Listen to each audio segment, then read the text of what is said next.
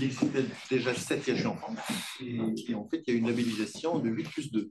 Donc, de 8 IHU. Alors, un IHU, c'est un institut hospitalo-universitaire, mais thématisé. Et donc, la proposition que nous avons faite, c'est développer des immunothérapies.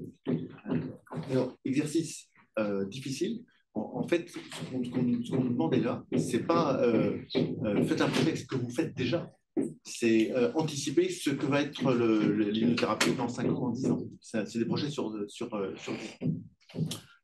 Et donc, donc, vous avez un certain nombre de partenaires. Donc, les partenaires, c'est l'INSERM, c'est l'Université de Montpellier et le CHU de Montpellier. Et on a aussi des partenariats avec la métropole, avec la région. Et en fait, on a des partenaires avec la Fondation Arthritis et avec un certain nombre d'industriels qui sont partenaires. Je ne vais pas vous raconter ici pourquoi c'est important les maladies auto-immunes. En fait, c'est de plus en plus fréquent. Et puis, donc l'objectif, si on se projette à 10 ans, qu'est-ce qu'on veut faire en fait, c'est ça la réflexion. Donc, on a évoqué sur cette matinée des choses existantes, mais qu'est-ce qu'on veut faire et donc, on s'est dit, mais finalement, la vraie rupture, c'est quand on pourra avoir une rémission prolongée, une guérison. Donc, la vraie rupture, c'est ça. C'est restaurer, c'est être en capacité dans quelques années, je ne dis pas demain, mais dans quelques années, d'avoir des stratégies pour induire une rémission définitive. Alors, avant ça, il y a quand même la réflexion sur des cohortes de patients, donc identifier, probablement mieux stratifier, mieux comprendre les aspects génétiques moléculaires sur ces pathologies. Et puis, donc, on a un peu évoqué ce terme aussi ce matin, les médecines de précision, mais c'est quand même ça qui est derrière, et je vais essayer de vous le montrer, si ça va bien. Alors, concrètement, l'IHU, pardon, juste avant, voilà. Voilà. Concrètement, l'IHU, c'est quoi? En fait, aujourd'hui, sur le site de Montpellier, il y a un institut, qui est un institut de biothérapie, qui est un institut donc, en fait, c'est une structure INSERM, c'est un centre INSERM que je dirige depuis quelques années, mais qui est sur le campus du CHU. Donc ça, c'est la première pierre. Et donc la deuxième pierre concrète qui est aujourd'hui qui se crée, donc c'est un bâtiment qui est sur le campus de l'université qui va héberger les nouvelles équipes de l'IHU et le plateau technique de l'IHU. Il y a un centre clinique qui est quand même un centre, si vous voulez, c'est comme un CIC. C'est un centre clinique dédié à l'auto-immunité, mais objectif, en fait, c'est phénotyper, recruter les patients, avoir une consultation pluridisciplinaire, mais c'est quand même objectif, c'est alimenter les cohortes. Ça, c'est un point important. On est toujours sur le site du CHU. On a un incubateur. Ça, c'est un point assez critique. Et c'est un incubateur qu'on a mis en place il y a quand même quelques années, qui existe déjà, mais qui est plein. Et donc, en fait, il faut aujourd'hui augmenter. Quand on développe des immunothérapies, assez vite, on arrive à des problèmes de valorisation et à une amplification et à avoir des liens avec le monde industriel et le monde des startups. Et donc, pour ça, il faut pouvoir les héberger. Et puis, on a une unité de thérapie cellulaire. Donc, voilà. Donc, aujourd'hui, l'IHU de Montpellier, il va se positionner essentiellement sur 3 grands sites, donc l'IRB, l'Institut universitaire et le centre clinique. Alors, qu'est-ce qu'on a imaginé? Comment est-ce qu'on pense la recherche dans ce domaine-là, l'immunothérapie? Et je vais très, très vite faire un peu une synthèse pour qu'on est arrivé à ça. Alors, c'est la thérapie cellulaire. C'est la thérapie cellulaire, puisque d'abord, on avait quand même cette expertise. Cette IHU a été montée avec les collègues d'hématologie qui utilisaient beaucoup les CAR-T dans le domaine du lymphome. Et donc, il y a une composante forte, mais pas que. Et donc, en parallèle, on a des équipes qui développent des stratégies qui s'appuient sur les nanobodies, qui s'appuient sur des anticorps thérapeutiques ou qui s'appuient sur des ARN thérapeutiques. Donc, c'est vrai qu'il y a un objectif thérapie cellulaire, mais il y a une extension sur d'autres technos. Donc, très, très, très rapidement, un CAR-T, vous savez tous ce que c'est qu'un CAR-T. En fait, c'est du tissue générique, enfin, c'est la cell engineering. Donc, on force l'expression d'un récepteur, mais qui est un récepteur actif, parce qu'il a une voie de signalisation. Aujourd'hui, ce qui est utilisé comme CAR-T, C'est des CAR-T qui ciblent les lymphocytes B, mais de façon non sélective. Donc, c'est de la déplétion B. C'est un super rituximab. Aujourd'hui, un CAR-T CD19, c'est ça. Donc c'est une très belle avancée. Hein. Ça a changé beaucoup de choses dans le domaine de l'hématologie. C'est en train de changer les choses dans le domaine aussi de l'immunologie. Donc là, très brièvement, c'est les équipes allemandes, hein, vous connaissez Georg Schett. Dans le lupus, des patients réfractaires sévères qui étaient en échec du rituximab et qui finissent par répondre à une stratégie CAR-T.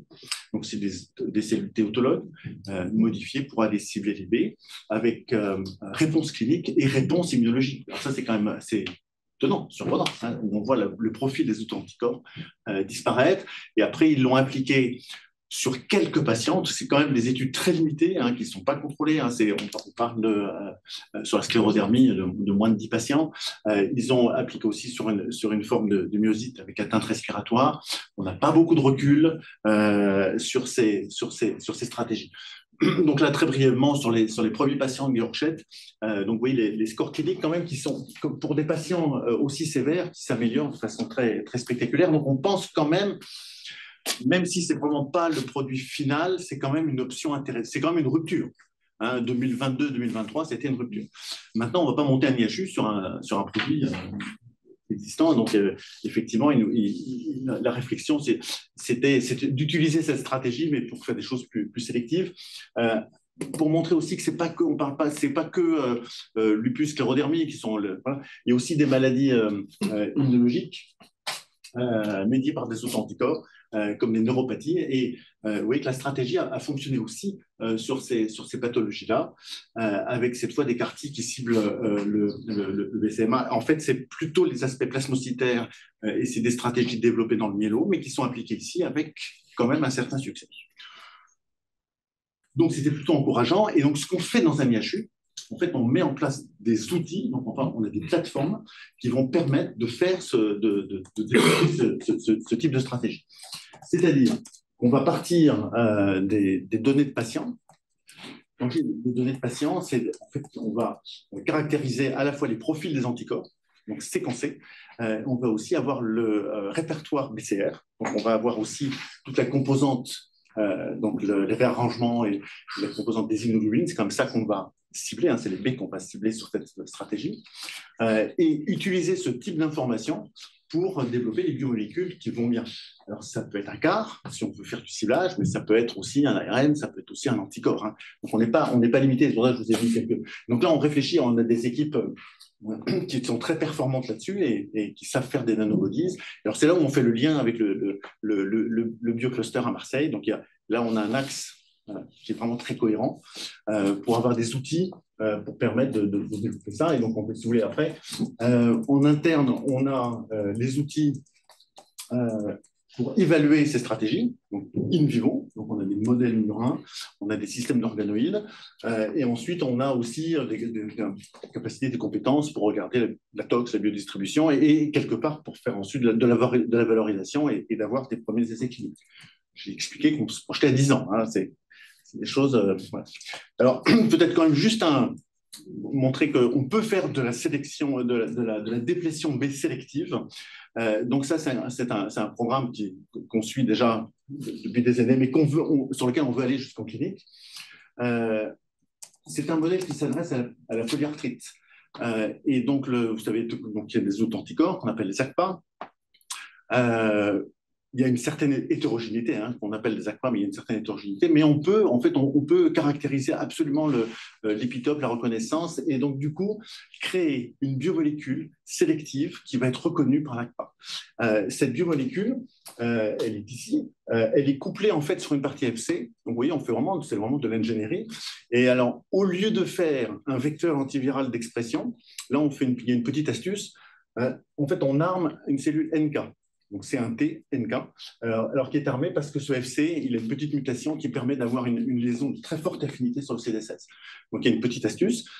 Et ce NK armé, en fait, vous le voyez là, en fait, on refait circuler des B qui expriment des ACPA. Et là, vous avez une déplétion, ce qui n'est pas le cas si vous avez une autre biomolécule, une molécule contrôle ou un NK seul, ça va pas fonctionner comme ça. Donc, oui, on est capable de faire une déplétion B sélective. en fonction du BCR. Alors, ça veut dire qu'il faut un test compagnon, etc. Mais c'est faisable. Donc ça fait vraiment partie des choses, c'est typiquement ce qu'on cherche à développer.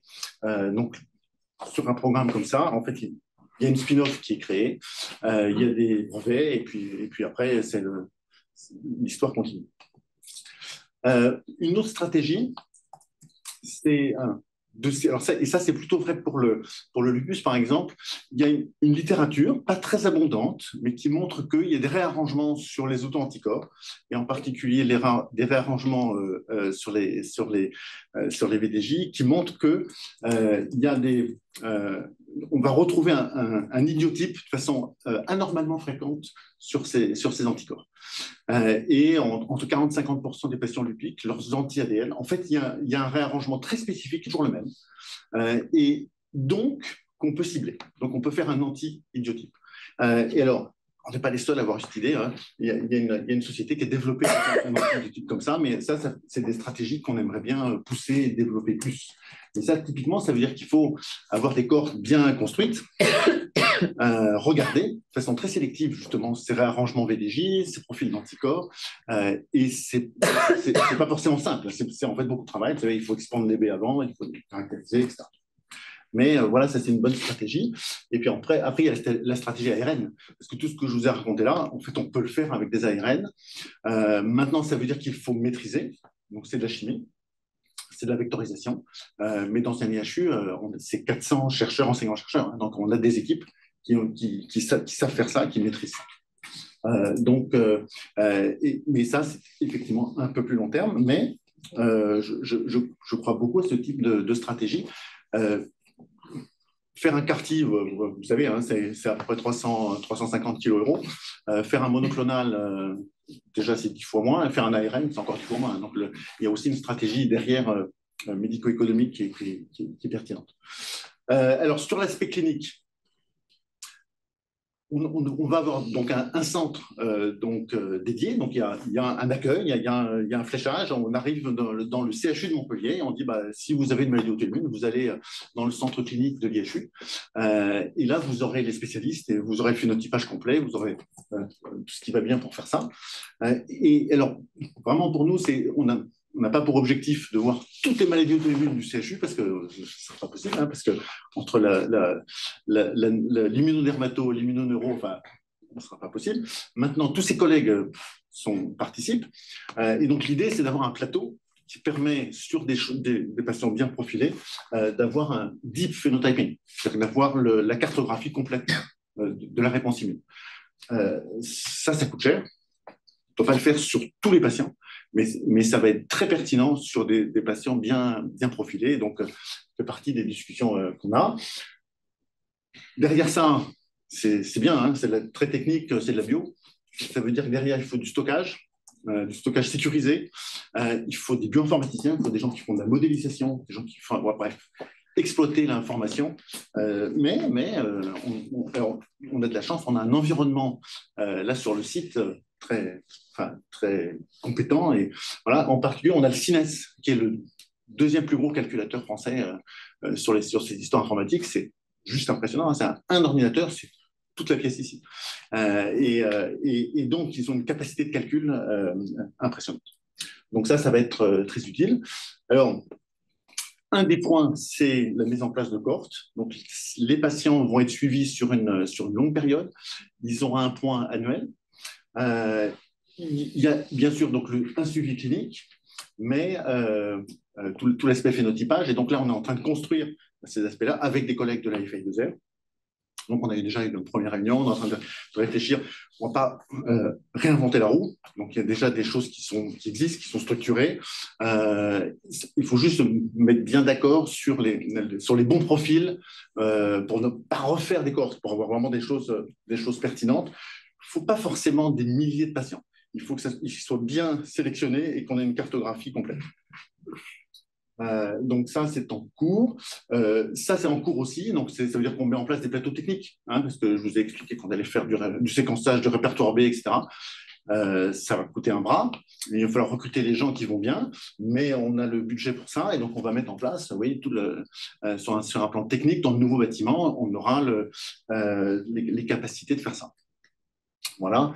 Et donc ça, c'est le Gantt. Ouais. Donc vous voyez, on se projette à 2033.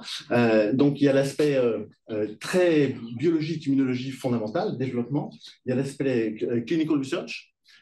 Et puis, alors, il y a un aspect formation qui est un point aussi important. On est en train de changer quand même la façon de développer enfin, la médecine, les thérapeutiques. Hein. Donc, ça veut dire qu'il va falloir former les pharmaciens, les médecins. Ce n'est pas la même façon de faire. Il va aussi falloir former des techniciens pour travailler dans des salles de production cellulaire. Enfin, donc, il y a un aspect formation important qui est bien sûr pris en compte. Donc, l'université, le rôle de l'université, la faculté de médecine, de pharmacie sont très impliqués sur ces aspects.